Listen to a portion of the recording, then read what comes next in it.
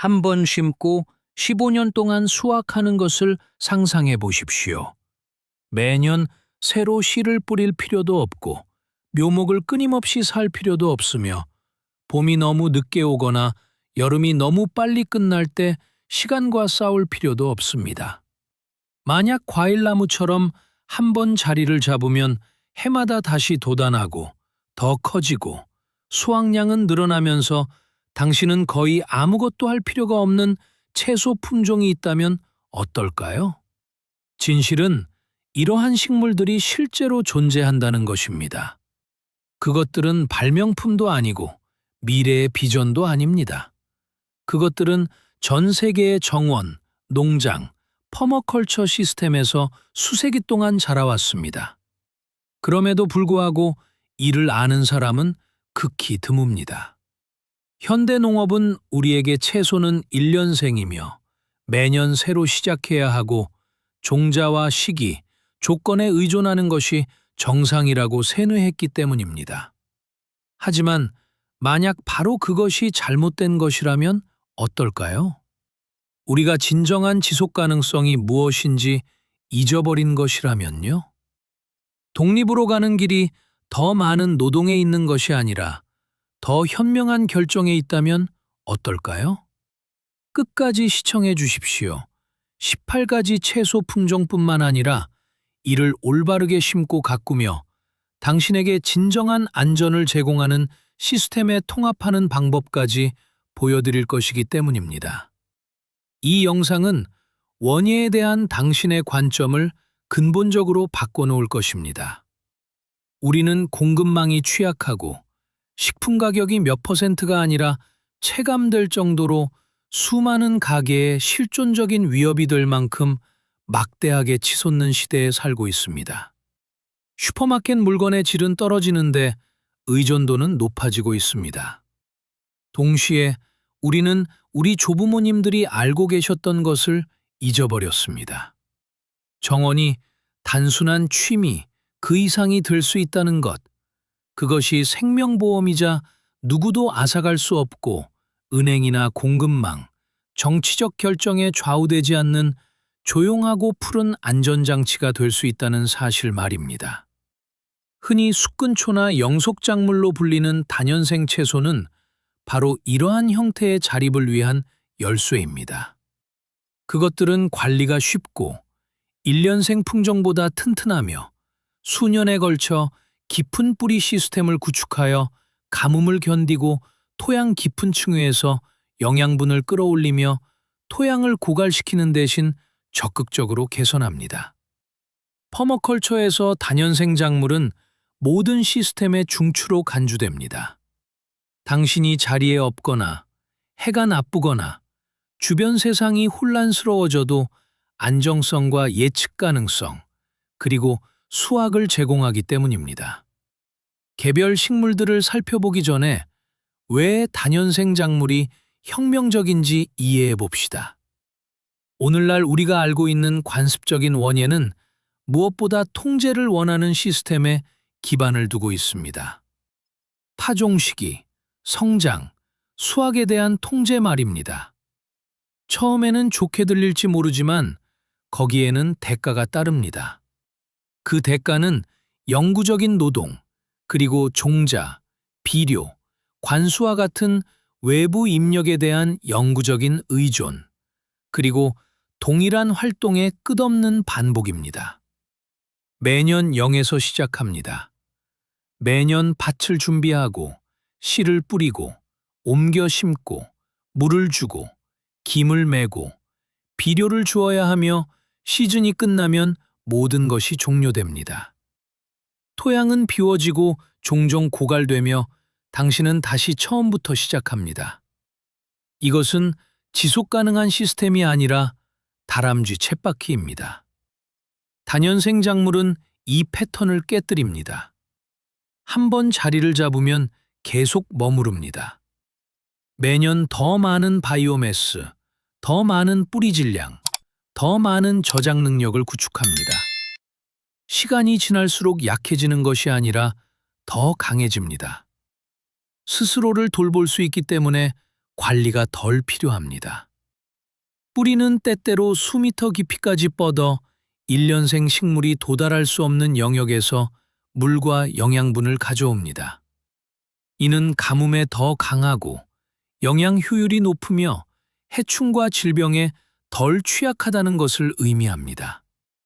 잘 정착된 다년생 시스템은 숲과 같습니다. 스스로 조절하고 부식토를 형성하며 유익한 곤충을 끌어들이고 해가 갈수록 더 안정됩니다. 이제 여러분이 꼭 알아야 할 첫 번째 채소부터 시작하겠습니다.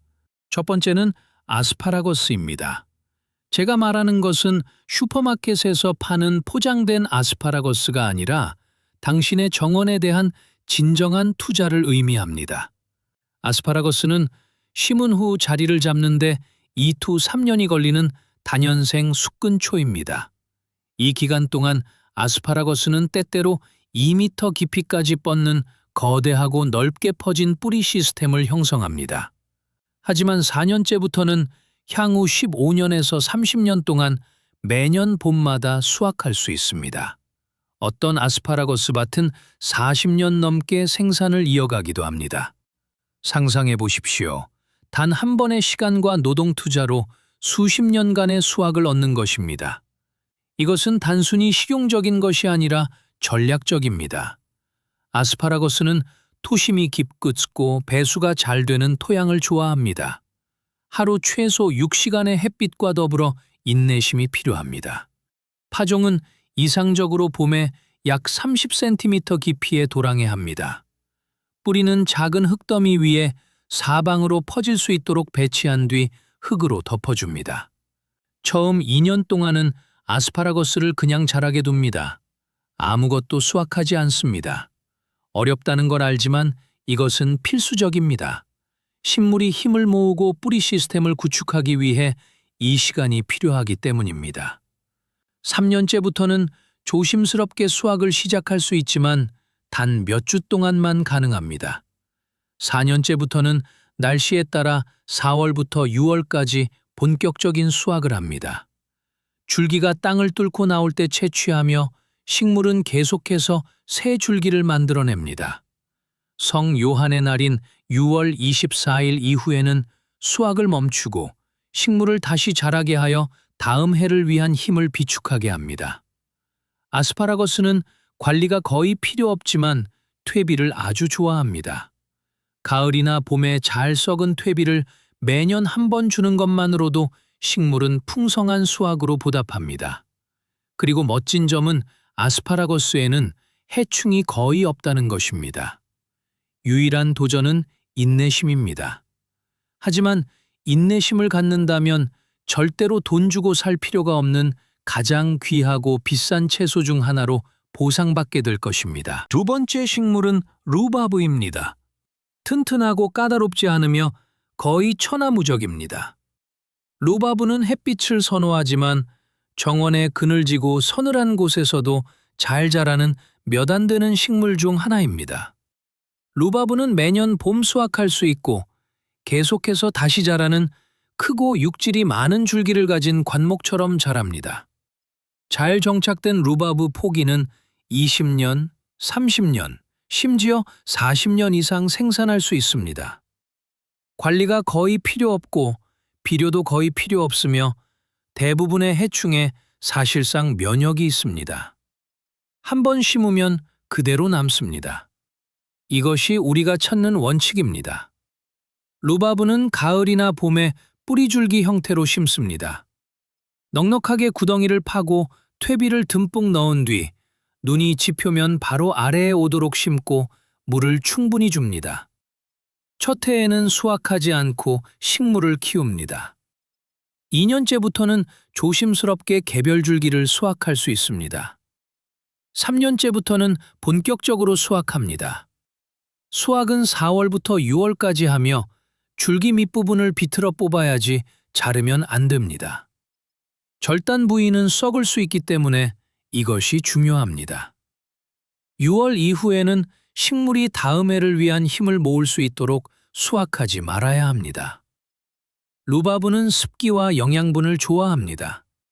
두꺼운 멀칭층은 토양을 촉촉하게 유지하고 잡초를 억제합니다. 몇 년마다 포기가 너무 커지면 나누어 심어 새로운 식물을 얻거나 선물할 수 있습니다. 루바브는 케이크나 컴포트 재료로 맛있을 뿐만 아니라 비타민C, 칼륨, 식이섬유가 풍부합니다. 그리고 무엇보다 좋은 점은 정원의 나머지 식물들이 아직 잠들어 있을 때 1년 중 가장 먼저 수확의 기쁨을 주는 식물 중 하나라는 것입니다. 세 번째 품종은 돼지감자이며 땅배라고도 불립니다. 이 식물은 진정한 생존 채소이자 위기 상황에서 반복적으로 사람들을 구했던 비상식량입니다. 돼지감자는 원래 북미가 원산지이며 그곳의 원주민들이 재배했습니다. 이 식물은 최악의 토양에서도 잘 자라며 지하괴경을 통해 퍼져나가 매년 당신이 아무것도 하지 않아도 수확물을 제공합니다. 돼지감자는 내한성이 강해 영하 30도까지 견디며 다른 식물들이 거의 자라지 못하는 건조하고 모래가 많은 토양에서도 자랍니다. 괴경은 땅속에 남아 필요에 따라 가을부터 봄까지 수확할 수 있습니다. 필요할 때 캐서 쓰고 나머지는 땅에 두면 봄에 다시 싹이 트는 방식입니다. 돼지감자는 장 건강을 돕는 프리바이오틱 식이섬유인 이눌린이 풍부하지만 예민한 사람에게는 복부 팽만감을 유발할 수도 있습니다. 맛은 약간 견과류 향이 나고 흙냄새가 나며 괴경은 생으로 먹거나 삶거나 굽거나 수프로 만들 수 있습니다. 하지만 주의하십시오. 돼지감자는 침입종이 될 수 있습니다. 심을 때는 다른 작물을 밀어내지 않고 마음껏 퍼질 수 있는 모퉁이 같은 곳을 의식적으로 선택하십시오. 뿌리 차단막 등을 이용해 격리된 구역에 심을 수도 있습니다. 식물은 3m까지 자라며 가을에 해바라기 같은 꽃을 피워 미관상으로도 좋습니다. 돼지감자는 당신이 잊고 있어도 알아서 결과물을 내주는 식물입니다. 그것은 당신이 필요할 때 언제든 그 자리에 있는 땅 속에 조용한 비축 식량입니다. 네 번째 식물은 나무 케일이며 진주 케일 또는 영원 케일이라고도 불립니다. 이것은 나무처럼 자라며 수년 동안 잎을 생산하는 거의 잊혀진 오래된 케일 종류입니다. 나무 케일은 3m 높이까지 자랄 수 있으며 작은 야자수처럼 보입니다. 잎을 아래에서 위로 지속적으로 수확하면 식물은 계속 위로 자라며 새 잎을 만듭니다. 나무 케일 한 그루는 3년에서 5년까지 살 수 있으며 그 기간 동안 지속적으로 수확물을 제공합니다. 나무 케일은 비타민 A, C, 칼슘, 철분이 풍부하여 믿기지 않을 정도로 영양가가 높습니다. 영하 10도 정도까지 견디며 온화한 지역에서는 그보다 더 추워도 버팁니다. 다른 작물이 자라지 않는 한겨울에도 신선한 채소를 제공합니다. 이것이 바로 자급자족을 위한 귀중한 식물인 이유입니다. 1월에 눈이 쌓였을 때 밖으로 나가 신선한 케일잎을 수확하는 것을 상상해 보십시오. 그것이 바로 자립입니다. 나무 케일은 봄에 묘목으로 심는 것이 가장 좋습니다. 햇빛이 잘 드는 곳과 영양분이 풍부한 토양이 필요합니다. 처음 몇 달 동안은 천천히 자라지만 2년째부터 본격적으로 성장합니다. 수확은 식물이 약 1m 높이가 되었을 때 시작합니다. 아래 잎을 따면 식물은 위에서 계속 자랍니다. 겨울에도 땅이 얼지 않는 한 계속 수확할 수 있습니다. 나무 케일은 영국, 스코틀랜드, 아일랜드에서 전통적으로 매우 잘 알려져 있으며 수세기 동안 재배되어 왔습니다. 하지만 독일과 중부 유럽에서는 거의 잊혀졌습니다. 이는 큰 실수입니다. 나무 케일은 가장 신뢰할 수 있고 생산적인 다년생 채소 중 하나이기 때문입니다. 이제 많은 사람이 알고는 있지만 다년생으로 인식하지 못하는 식물들로 넘어가겠습니다. 다섯 번째는 양파, 더 정확하게는 영원한 양파 또는 층층이 양파, 이타겐스위블입니다. 이 특별한 품종은 땅속에 큰 전구를 형성하는 대신 줄기 끝에 종종 여러 층으로 작은 자구, 완벽한 내한성을 형성합니다. 이 작은 양파들을 계속 수확해도 식물은 계속 자랍니다. 팔을 제공합니다. 자구는 먹거나 다시 심어 새로운 개체를 늘릴 수 있습니다. 영원한 양파는 까다롭지 않은 식물입니다. 부추와 비슷하게 덤불을 이루며 자랍니다. 초록색 대부분도 수확하여 대파처럼 사용할 수 있습니다. 식물은 천천히 퍼지지만 침입적이지는 않습니다. 화단 테두리, 허브 정원 또는 키 큰 작물 아래에 심기에 이상적입니다. 한 번 심으면 수확할 때를 제외하고는 거의 잊고 지낼 수 있습니다. 자급자족 정원이라면 반드시 갖춰야 할 식물입니다. 여섯 번째 식물은 부추 삼채입니다. 매년 새로 심어야 하는 일반 마늘과 달리 부추는 다년생 숙근초로 자랍니다. 부추처럼 보이지만 잎이 더 넓고 납작하며 은은한 마늘 맛이 납니다. 봄부터 가을까지 초록색 잎을 수확하며 식물은 계속해서 다시 자라납니다. 여름에는 부추가 아름다운 흰색 꽃을 피우는데 이는 먹을 수 있을 뿐만 아니라 수분 매개 곤충들을 끌어들입니다. 부추는 관리가 극도로 쉽고 내한성이 강합니다. 천천히 퍼지며 빽빽한 무리를 형성하고 그 향이 많은 해충을 쫓아내기 때문에 혼합 재배 시 훌륭한 동반 식물이 됩니다. 잎은 샐러드, 수프, 빵 위에 신선하게 사용하거나 얼려서 보관할 수 있습니다. 부추는 비타민C가 풍부하고 항균 작용을 합니다.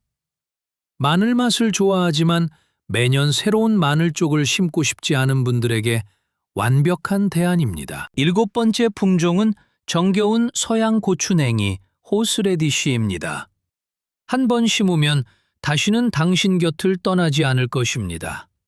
서양 고추냉이는 매우 튼튼하여 무거운 토양부터 모래 토양까지 거의 모든 토양에서 자라며 뿌리를 통해 퍼집니다. 가을이나 이른 봄에 두툼하고 육질이 많은 뿌리를 캐서 톡 쏘는 신선한 고추냉이로 가공하면 땅에 남아있는 뿌리 조각에서 식물이 다시 자라납니다. 아주 작은 뿌리 조각에서도 다시 싹이 트기 때문에 때로는 제거하기 어려운 식물로 여겨지기도 합니다. 하지만 계획적으로 재배한다면 이는 장점이 됩니다. 서양 고추냉이는 양념일 뿐만 아니라 중요한 약용식물이기도 합니다. 강력한 항균, 거담, 혈액순환 촉진 작용을 하며 면역력을 강화합니다. 민간요법에서는 감기, 방광염, 소화불량에 사용됩니다. 뿌리의 매운맛은 갈았을 때 방출되는 겨자유에서 나오며 그때 효능이 온전히 발휘됩니다. 신선한 서양 고추냉이는 시판 제품보다 훨씬 강렬하고 건강에 좋습니다. 파종은 봄에 합니다. 뿌리 조각을 약 30to 40cm 깊이로 비스듬히 땅에 심습니다. 서양 고추냉이는 토심이 깊고 부드러운 토양을 좋아하지만 무거운 점토질에서도 잘 견딥니다. 첫 해에는 자라면서 크고 힘찬 잎을 형성합니다. 2년째부터 수확할 수 있습니다. 주 뿌리를 캐내되 항상 측면 뿌리 몇 개를 땅에 남겨두면 이듬해에 다시 싹이 트게 됩니다. 서양 고추냉이는 당신의 건강을 지켜주면서 동시에 수십 년 동안 그 자리에 머무는 식물 중 하나입니다. 8번은 아티초크입니다. 많은 사람이 아티초크가 복잡하거나 이국적이며 따뜻한 지역에서만 재배 가능하다고 생각합니다. 하지만 중부 유럽에서도 문제없이 자라는 내한성 품종들이 있으며 이들은 다년생입니다. 식물은 최대 2m 높이까지 자라 위용이 넘치며 은녹사색의 장식적인 잎을 가지고 있어 채소와 관상용 식물이 섞인 듯한 모습입니다. 아티초크는 매년 꽃이 피기 전 수확하는 섬세하고 육질이 많은 꽃봉오리를 제공합니다. 아티초크는 공간이 필요하며 포기당 최소 1제곱미터와 햇빛이 잘 들고 바람이 차단된 곳이 필요합니다. 토양은 영양분이 풍부하고 토심이 깊으며 배수가 잘 되어야 합니다. 파종은 봄에 묘목을 심거나 오래된 포기를 나누어 합니다. 첫 해에 아티초크는 대개 꽃을 피우지 않고 뿌리 질량을 구축합니다. 2년째부터 7월에서 9월 사이에 수확을 시작합니다. 정착된 한 포기는 연간 5-10개의 큰 꽃봉오리를 제공하며 때로는 그 이상도 가능합니다. 수확은 꽃봉오리가 단단히 닫혀 있고 겉면에 비늘잎들이 밀착되어 있을 때 합니다. 줄기 일부와 함께 잘라냅니다. 아티초크는 맛이 섬세할 뿐만 아니라 건강에도 매우 좋습니다. 간을 돕고 소화를 촉진하며 콜레스테롤 수치를 낮출 수 있는 쓴맛 물질인 시나린하고 있습니다. 온화한 지역에서는 노지에서 무난히 겨울을 납니다. 추운 지역에서는 낙엽, 집 또는 부직포로 덮어주어야 합니다. 식물은 수명이 길며 해가 갈수록 생산성이 높아집니다. 9번 소레람펄입니다. 이 오래된 채소이자 약용식물은 다년생 숙근초로 눈이 갓 녹은 3월경 이른 봄부터 신선하고 새콤한 초록잎을 제공합니다. 소렐은 비타민C, 철분, 그리고 특유의 신맛을 내는 옥살산이 풍부합니다. 이 식물은 내한성이 매우 강하고 햇빛부터 반그늘까지 거의 어디서나 자라며 척박한 토양도 잘 견딥니다. 어린 잎을 수확해 샐러드, 수프, 소스 또는 스무디에 넣습니다. 오래된 잎은 다소 질기고 써지지만 여전히 사용 가능합니다. 뿌리까지 다 뽑지 않는 한 소렐은 계속해서 다시 자랍니다. 초여름에 수수해 보이는 붉은 빛의 꽃대를 올리는데 잎 생산을 촉진하려면 이를 제거하는 것이 좋습니다. 소렐은 스스로 씨를 뿌리기도 하므로 시간이 지나면 정원에 여러 포기가 생길 것입니다. 소렐은 예전부터 농가 정원의 필수 요소였으며 긴 겨울이 지난 뒤 새로운 비타민을 섭취하기 위한 봄철 보양식으로 여겨졌습니다. 이 식물은 유용할 뿐만 아니라 정원의 다른 작물들이 아직 수확할 것이 없을 때 1년 중 가장 먼저 먹거리를 제공한다는 점에서 자급자족을 위해 헤아릴 수 없을 만큼 소중합니다. 10번째 식물은 다년생 대파로 수확 후 뿌리에서 다시 싹이 트는 특별한 형태의 대파입니다. 수확하면 끝인 일반 대파와 달리 다년생 품종은 밑부분에서 새로운 줄기를 형성합니다. 윗부분을 잘라내고 뿌리를 땅에 남겨두면 새로운 초록줄기가 생겨납니다. 이것이 무한정 지속되지는 않지만 한 포기당 2-3회 수확한 뒤 교체하거나 포기 나누기로 번식시킬 수 있습니다.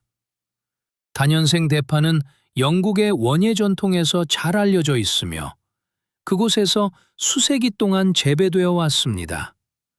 내한성이 있고 까다롭지 않으며 오랜 기간 신선한 대파 요리 재료를 제공합니다.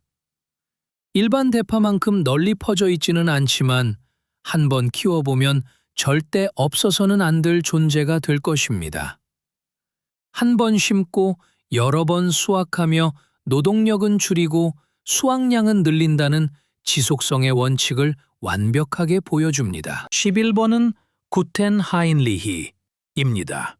시금치에 밀려나기 전까지 유럽에서 수세기 동안 주식이었던 거의 잊혀진 채소입니다. 구텐 하인리히는 명아주과에 속하는 다년생 숙근초로 봄부터 가을까지 신선한 시금치와 유사한 잎을 제공합니다. 이 식물은 영양가가 극도로 높고 철분, 비타민C, 미네랄을 많이 함유하고 있으며 시금치보다 키우기 쉽습니다. 구텐 하인리히는 햇빛과 반그늘에서 잘 자라며 나무 아래에 그늘진 곳도 견디고 척박한 토양에서도 살아남습니다. 식물은 약 0.5m 높이까지 자라며 튼튼한 화살촉 모양의 잎을 형성하고 한 장소에서 10년 이상 머물 수 있습니다. 어린 잎과 줄기 끝을 시금치처럼 수확하면 계속 다시 자랍니다. 봄에는 어린 꽃대도 브로콜리처럼 사용할 수 있습니다. 구텐 하인리히는 믿음직하고 관리가 쉽기 때문에 특히 시골 지역에 널리 퍼져 있었습니다. 물과 비료가 거의 필요 없으며 사실상 해충도 없습니다. 이 식물은 곤충들에게도 중요한 식량원이며 자연 친화적인 정원에 훌륭하게 어울립니다. 다양성과 회복 탄력성이 중요해지는 시대에 구텐 하인리히는 다시 부활해야 합니다. 12번 다년생 허브입니다. 허브는 종종 과소평가되지만 맛뿐만 아니라 정원의 건강과 안정성을 위해서도 필수적입니다. 페퍼민트, 오레가노, 타임, 세이지, 레몬밤, 세이보리, 에스트라곤, 차이브 이 모든 것들이 수년, 종종 수십 년 동안 다시 돋아나는 숙근초입니다. 그것들은 당신에게 맛, 치유 효과, 다양성을 제공하며 관리가 극도로 쉽습니다. 한 번 심으면 수확만 하면 됩니다. 예를 들어 페퍼민트는 아주 강하게 퍼져나가는 식물입니다. 습한 곳과 반그늘을 좋아하며 차, 디저트 또는 물에 띄우는 신선한 잎을 제공합니다. 페퍼민트는 소화 촉진, 경련 완화, 냉각 작용을 합니다. 페퍼민트가 모든 곳을 뒤덮지 않도록 제한된 구역에 심어야 합니다. 오레가노와 타임은 건조하고 햇빛이 잘 드는 곳을 좋아하는 지중해 허브입니다. 가뭄에 매우 강하고 물이 거의 필요 없으며 내한성이 있습니다. 두 가지 모두 요리상 가치가 높을 뿐만 아니라 항균 및 항바이러스 성분을 지닌 강력한 약용 식물이기도 합니다. 타임은 전통적으로 호흡기 질환에, 오레가노는 소화기 증상에 사용되었습니다. 세이지는 은녹색의 향긋한 잎을 가진 또 다른 다년생 숙근초입니다.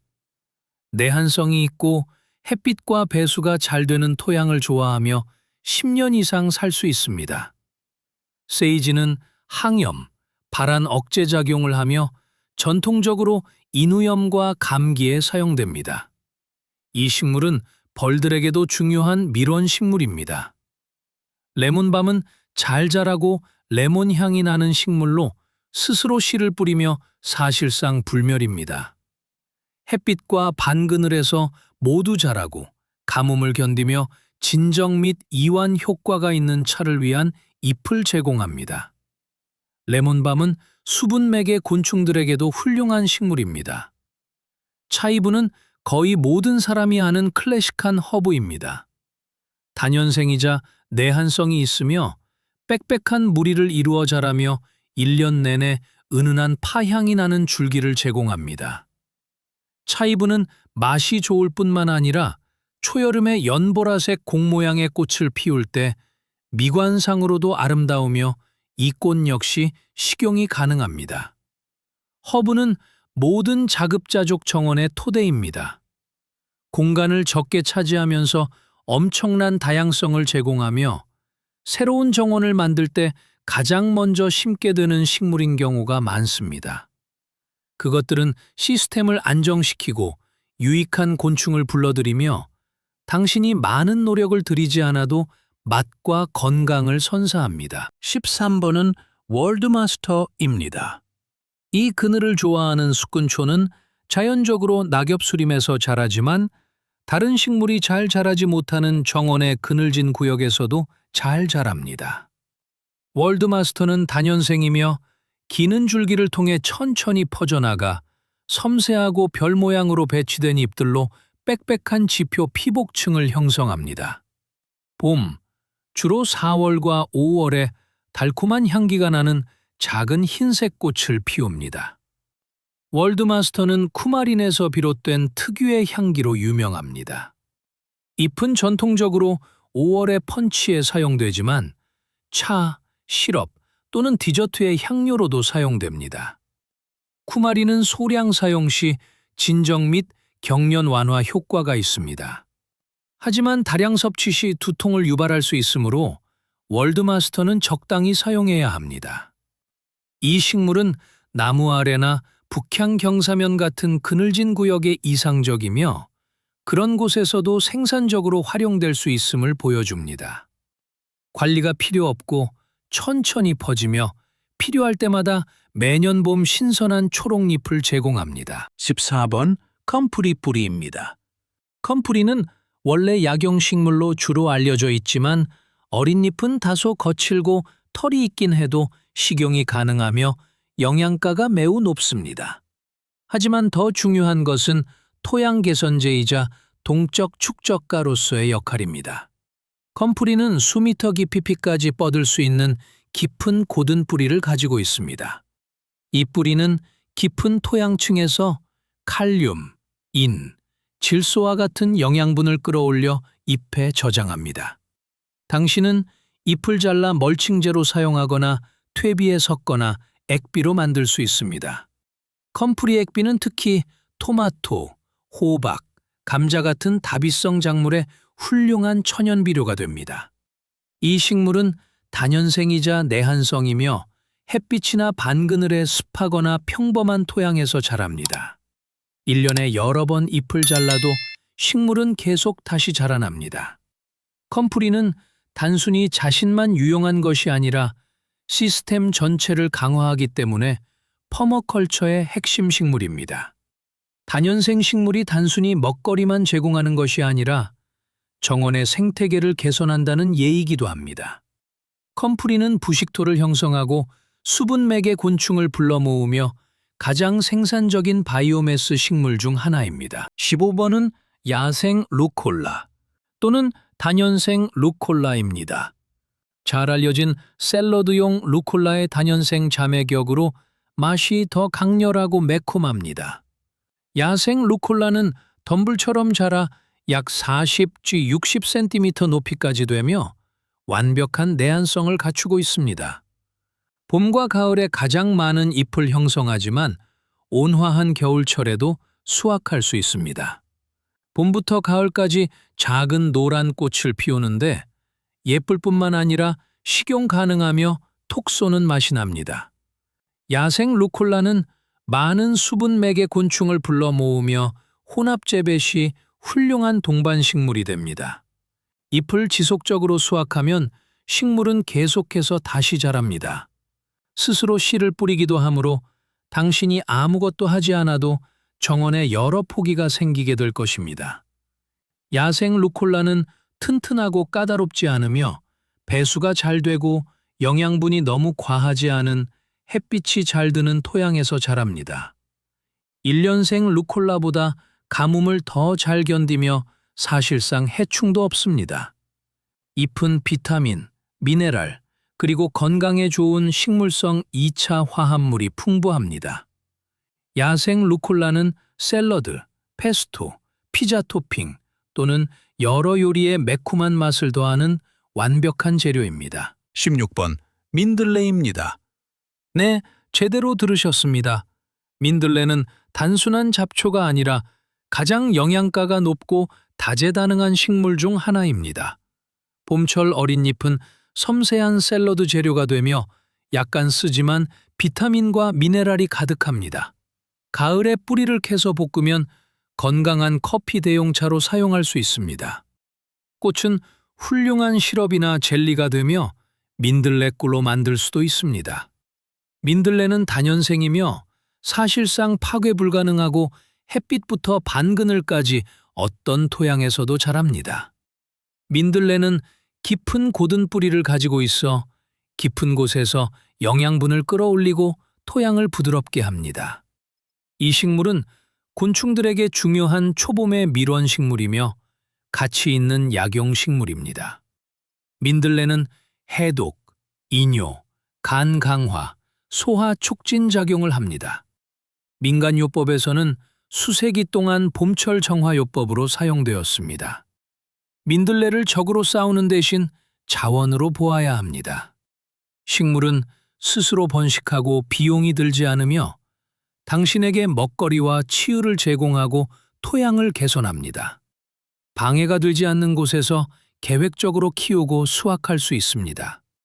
민들레는 당신이 심지 않아도 당신의 다년생 시스템에 속하게 되는 식물의 완벽한 예입니다. 17번은 물냉이급입니다. 개울, 연못, 샘 또는 습한 곳에 접근할 수 있다면 물냉이가 이상적입니다. 물속이나 물가에서 자라며 다년생으로 1년 내내 신선하고 톡 쏘는 초록잎을 제공합니다.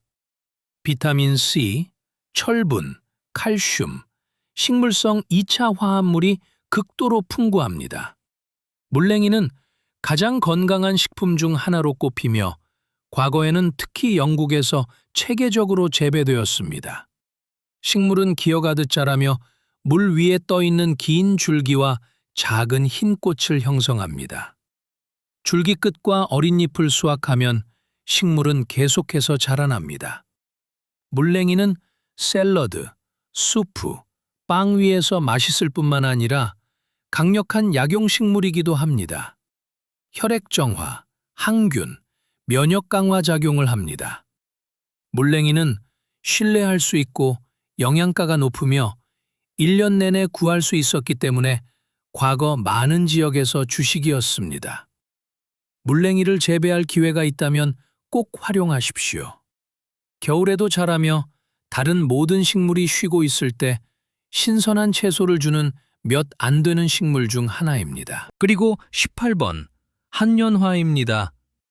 네, 한년화도 적어도 온화한 기후지역이나 보호된 재배 환경에서는 다년생이 될 수 있습니다. 따뜻한 지역에서는 문제없이 겨울을 납니다. 추운 지역에서는 온실이나 화분 식물로 겨울을 나게 할 수 있습니다. 꽃, 잎, 그리고 심지어 익지 않은 씨앗 꼬투리도 먹을 수 있으며 톡 쏘는 크레스 같은 맛이 납니다. 한년화는 예쁘고 유용할 뿐만 아니라 중요한 동반식물이기도 합니다. 진딧물을 유인하여 다른 식물로부터 떼어놓는 역할을 합니다. 수분 매개 곤충을 부르고 토양 건강을 개선합니다. 한년화는 비타민C가 풍부하고 천연 항생 성분을 함유하여 면역력을 높여줍니다. 식물은 빠르게 자라며 기어오르거나 땅을 기며 여름 내내 밝은 색의 꽃을 피워 모든 정원의 보석이 됩니다. 이것이 18가지 채소 품종입니다. 하지만 이제 결정적인 부분은 바로 이것입니다. 어떻게 이들을 기능하는 시스템으로 통합할 것인가? 개별 식물도 좋지만 잘 짜인 시스템은 강력합니다. 첫 번째 원칙은 다양성입니다. 단순히 한두 가지만 원하는 것이 아니라 다양한 품종을 원해야 합니다. 각 식물은 저마다의 수확 시기, 요구 조건, 강점이 있기 때문입니다. 다양하게 심으면 1년 내내 수확할 수 있습니다. 단 하나의 수확물, 단 하나의 시기에 의존하지 않게 됩니다. 봄에 아스파라거스, 여름에 아티초크, 가을과 겨울에 돼지감자, 한겨울에 나무 케일. 이것이 당신에게 지속적으로 먹거리를 공급하는 시스템입니다. 두 번째 원칙은 토양의 층 형성과 깊이 효과입니다. 다년생 식물은 때때로 수미터에 이르는 깊은 뿌리를 내립니다. 이는 1년생 식물이 결코 도달할 수 없는 토양층에서 영양분과 물을 가져온다는 의미입니다. 동시에 토양을 부드럽게 하고 토양 생물을 촉진하며 지렁이를 불러 모으고 구조를 개선합니다. 많은 다년생 작물이 있는 정원은 시간이 갈수록 척박해지는 것이 아니라 더 비옥해집니다. 토양은 부식토가 풍부해지고 생명력이 넘치며 회복력이 강해집니다. 이것이야말로 진정한 의미의 지속 가능한 원예입니다. 세 번째 원칙은 자가 조절과 생태적 균형입니다. 다년생 시스템은 1년생보다 더 안정적입니다. 자연스러운 균형을 구축하기 때문에 해충 문제가 적습니다. 무당벌레, 꽃등에, 딱정벌레, 거미 같은 유익한 곤충들이 서식처가 제공되기에 자리를 잡습니다.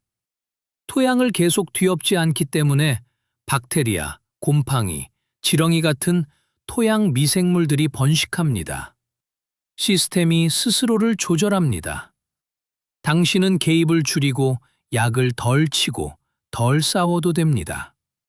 이는 시간과 돈뿐만 아니라 신경 쓰이는 일과 좌절감도 줄여줍니다. 네 번째 원칙은 시간적 여유와 작업 효율성입니다. 1년생 정원은 노동 집약적입니다. 매년 봄마다 밭을 준비하고 땅을 갈거나 뒤엎고 씨를 뿌리고 옮겨 심고 물을 주고 김을 매고 비료를 주어야 합니다. 이는 1년의 수백 시간의 노동을 의미합니다. 다년생 식물을 이용하면 이러한 작업의 대부분이 사라집니다. 당신은 수확하고 가끔 돌보고 1년에 한 번 정도 멀칭을 한 뒤 다시 수확합니다. 이것이 당신이 정원에 소유당하는 것과 정원을 소유하는 것의 차이입니다. 가족을 위해, 당신의 삶을 위해 다른 일에 쓸 수 있는 시간을 얻으면서도 더 많이 수확하게 됩니다. 다섯 번째 원칙은 위기 대응력과 자립성입니다. 만약 당신이 가드닝을 할 수 없는 해가 온다고 가정해 보십시오. 아플 수도 있고 종자가 부족할 수도 있고 봄 날씨가 너무 혼란스럽거나 물류난이나 경제적 문제가 생길 수도 있습니다. 1년생 정원에서는 아무것도 수확하지 못할 것입니다. 하지만 다년생 정원에서는 여전히 수확할 수 있습니다. 식물들은 그 자리에 있습니다. 주변에서 무슨 일이 일어나든 상관없이 생산을 계속합니다. 이것이 진정한 회복 탄력성입니다. 이것은 시스템에 의존하지 않고 당신이 스스로 구축한 것에서 오는 안전입니다. 여섯 번째 원칙은 자연과의 연결과 생태계적 사고입니다. 다년생 식물은 더 자연스럽습니다. 그것들은 숲의 생태계를 모방하고 부식토를 형성하며 토양의 탄소를 저장합니다. 곤충, 새, 작은 포유류에게 서식처를 제공합니다. 당신의 정원은 단순한 생산지가 아니라 살아있는 시스템이 됩니다. 그리고 이 살아있는 시스템이 장기적으로 당신을 먹여 살리는 것입니다. 가뭄, 해충, 극한 날씨에 더 잘 견딥니다. 당신이 계속 개입하지 않아도 작동하는 시스템입니다. 일곱 번째 원칙은 유전적 안정성과 적응입니다. 다년생 식물은 해당 장소에 적응합니다. 수년에 걸쳐 지역 조건, 당신의 토양, 당신의 기후, 당신만의 구체적인 도전에 대한 내성을 키웁니다. 그것들은 배우기 때문에 해가 갈수록 더 튼튼해집니다. 이것은 1년생 식물은 절대 할 수 없는 일입니다. 1년생은 적응도, 기억도 없이 매년 0에서 시작합니다. 반면 다년생 식물은 지속적으로 개선되는 살아있는 기록 보관소와 같습니다. 이제 실제적인 구현에 대해 말씀드리겠습니다. 모든 것을 한꺼번에 심을 필요는 없습니다. 그것은 감당하기 힘들고 지속 가능하지도 않습니다. 당신의 장소, 토양, 기후, 그리고 필요에 맞는 세 가지 품종으로 시작하십시오. 공간이 넉넉하고 장기적으로 생각한다면 아스파라거스와 루바브를 심으십시오. 작게 시작해서 빠른 결과를 원한다면 부추, 소렐, 다년생 허브를 심으십시오. 방치된 공간을 의미 있게 활용하고 싶다면 돼지 감자를 심으십시오.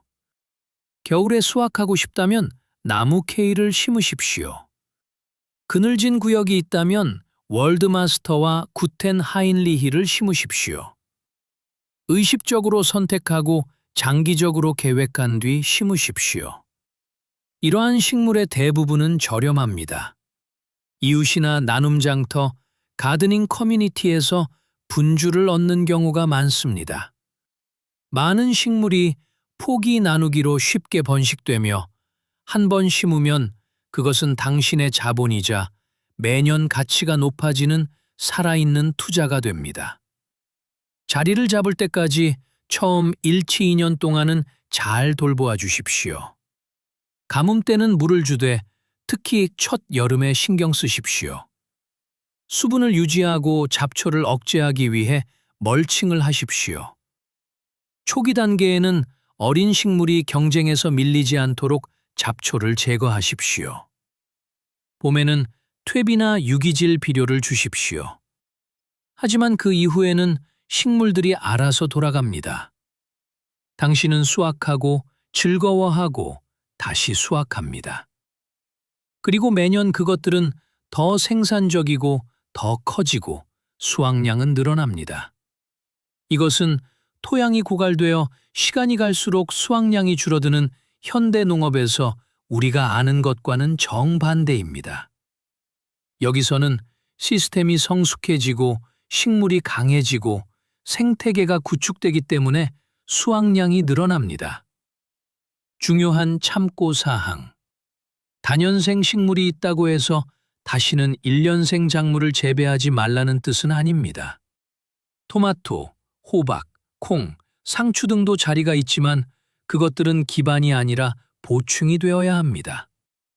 기반은 계속 머무르는 식물, 모든 것이 불확실할 때 당신에게 안전을 주는 식물, 당신이 1년간 가드닝을 못하더라도 수확을 주는 식물이 되어야 합니다. 과일나무, 베리관목, 견과류나무도 생각하십시오. 그것들도 같은 원칙에 속합니다. 한 번 심으면 수십 년간 생산하는 다년생 식량원입니다. 사과나무는 70년 동안 살 수 있으며 매년 수백 개의 사과를 생산합니다. 개암나무는 50년 동안 살 수 있습니다. 까마까치밤나무 울타리는 30년 동안 생산합니다. 이 모든 것이 당신의 미래, 당신의 안전, 당신의 독립을 위한 투자입니다. 그리고 그것들을 18가지 채소 품종과 결합하면 당신을 진정으로 독립적으로 만드는 시스템을 갖게 됩니다. 주변 세상이 흔들려도 작동하는 시스템 말입니다. 10년이 흘렀다고 상상해 보십시오. 어느 봄날 아침, 여러분의 정원을 거닐면 어디에나 무언가 자라고 있습니다. 아스파라거스가 땅 위로 굵고 싱싱하게 솟아오릅니다. 루바브는 수확할 준비를 마친 채 튼튼하고 초록빛으로 서 있습니다. 돼지감자는 배경에서 퍼져나가며 가을이면 황금빛 바다를 이룰 것입니다. 나무 케일은 1월에도 초록색을 띠며 작은 야자수처럼 높이 솟아 있습니다. 영원한 양파가 싹을 틔웁니다. 부추는 아침 햇살 속에서 향기를 내뿜습니다. 서양고추냉이는 땅속에서 인내심 있게 매콤한 맛을 품고 기다립니다. 아티초크는 은색잎을 펼치며 위풍당당하고 생산적인 모습을 보입니다. 소렐은 시큼하고 신선한 1년의 첫 초록을 선사합니다. 허브들은 구석구석에서 향기를 풍깁니다. 타임, 세이지, 오레가노, 민트. 민들레는 길가에서 황금빛으로 피어나고 물냉이는 작은 연못가에서 자랍니다. 야생 루콜라는 노랗고 매콤하게 꽃 피우고 한련화는 울타리를 타고 오릅니다. 당신은 새로 씨를 뿌리지 않았고 사지도 않았으며 오직 수확했을 뿐입니다. 그것이 자유이고 안전이며 독립입니다. 이것은 낭만적인 몽상도 아니고 이상주의적인 비전도 아닙니다. 가능하며 증명된 것입니다. 작동합니다. 당신이 장기적으로 생각한다면 세상이 변하고 안정성이 더 이상 당연하지 않다는 것을 이해한다면 당신에게 꼭 필요한 시스템입니다. 당신의 조부모님들은 이를 알고 계셨습니다. 그래서 정원을 가꾸셨습니다. 그래서 다년생 작물, 과일나무, 베리관목을 심으셨습니다. 취미나 향수 때문이 아니라 필요했기 때문입니다. 그분들은 독립이 은행에 있는 것도 약속에 있는 것도 아니라 토양 속에, 식물 속에, 당신이 스스로 구축한 것 속에 있다는 것을 알고 계셨습니다. 그리고 어쩌면, 아주 어쩌면 이러한 필요성이 오늘날 우리가 상상하는 것보다 더 시급해질지도 모릅니다. 징후들은 나타나고 있습니다. 붕괴되는 공급망, 치솟는 에너지 가격, 폭등하는 식품 가격, 증가하는 극한 기후, 정치적 불확실성, 경제적 불안정.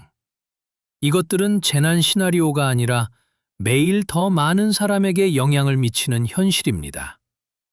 하지만 설령 그렇지 않더라도 모든 것이 안정적으로 유지되고 슈퍼마켓 선반이 늘 가득 차며 삶이 이전처럼 흘러간다 하더라도 더 독립적이 되는 것을 마다할 이유가 무엇입니까? 당신이 직접 기른 지구 반바퀴를 날아오지 않은 살충제도 없고 플라스틱 포장도 없는 더 좋고 신선하며 영양가 높은 식품을 갖는 것을 마다할 이유가 있습니까? 돈을 아끼고 시간을 아끼면서 동시에 의미 있는 것을 구축하는 것을 마다할 이유가 있습니까? 없습니다. 하지 않을 합리적인 이유는 없습니다. 오직 나태함, 습관, 그리고 복잡할 것 같거나 해내지 못할 것 같거나 아는 게 부족하다는 느낌뿐입니다. 하지만 그것은 거짓말입니다. 복잡하지 않습니다. 생각보다 더 쉽습니다. 당신이 지금 하는 일보다 더 쉽습니다. 매주 슈퍼마켓에 가서 직접 키울 수 있는 것들에 돈을 쓰는 것보다 더 쉽습니다. 당신의 이익을 위해 움직이지 않는 시스템에 의존하는 것보다 더 쉽습니다. 그러니 여기 여러분께 드리는 제안이 있습니다. 시작하십시오. 언젠가가 아니라 내년이 아니라 시간이 더 많아지면 혹은 돈이 더 많아지면 혹은 지식이 더 쌓이면 하겠다는 생각을 버리고 지금 당장 시작하십시오. 이 리스트에서 딱 3가지만 고르십시오. 딱 3가지면 됩니다. 분주나 씨앗, 뿌리 조각을 구하십시오. 이번 봄, 이번 가을 혹은 당신이 이 영상을 언제 보든 상관없이 지금 심으십시오. 당신이 기다리는 매년은 당신이 잃어버리는 1년이기 때문입니다. 그 식물들이 이미 자라고 정착하고 당신에게 수확을 줄 수 있었던 1년 말입니다. 당신이 이미 더 독립적일 수 있었던 1년입니다. 그리고 그렇게 했다면 어떤 일이 일어나는지 관찰하십시오. 당신의 정원이 어떻게 변하는지, 어떻게 더 생명력이 넘치고 안정적이며 생산적이고 아름다워지는지 관찰하십시오. 당신이 어떻게 변하는지, 당신 자신이 어떻게 더 자신감을 얻고 차분해지며 독립적으로 변하는지 관찰하십시오. 당신이 어떻게 다르게 생각하고 다르게 계획하며 다르게 살기 시작하는지를요. 그리고 준비가 되었을 때 더 많은 식물을 추가하십시오. 18가지 전부가 아니어도 좋습니다. 10가지만, 아니 5가지만이어도 됩니다. 그것은 중요하지 않습니다. 중요한 것은 당신이 원칙을 이해하고 실행한다는 것입니다. 지속성의 원칙, 독립의 원칙, 현명하고 장기적인 행동의 원칙 말입니다. 자연의 숨겨진 보물에 대한 이 지식이 자급자족에 대한 여러분의 시각을 바꾸어 놓았다면 지금 이 채널을 구독하십시오. 우리는 오랫동안 잊혀졌던 독립의 뿌리를 다시 캐내고 있습니다. 내일의 자유를 위해 오늘 씨앗을 심으십시오. 당신의 푸른 안전장치를 위한 다음 장이 곧 열릴 것입니다. 이 운동을 지원하기 위해 좋아요를 잊지 마십시오. 댓글로 이 식물들 중 이미 알고 있는 것이나 가장 먼저 시도해보고 싶은 것이 무엇인지 남겨주십시오. 채널 고정해 주십시오. 진정한 독립으로 가는 길은 이제 막 시작되었으니까요.